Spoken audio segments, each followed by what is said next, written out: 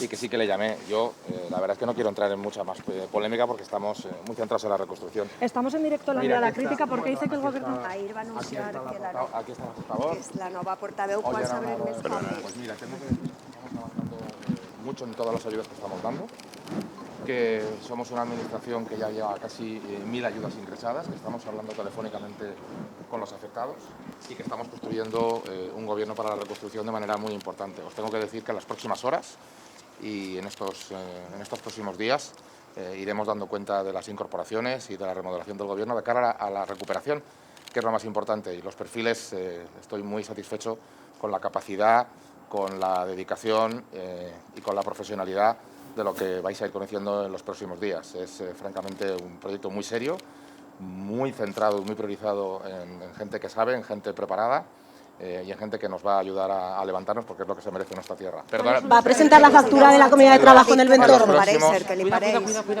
Cuidado. Perdona, yo... Pero perdona. Gracias a todos. Seguimos.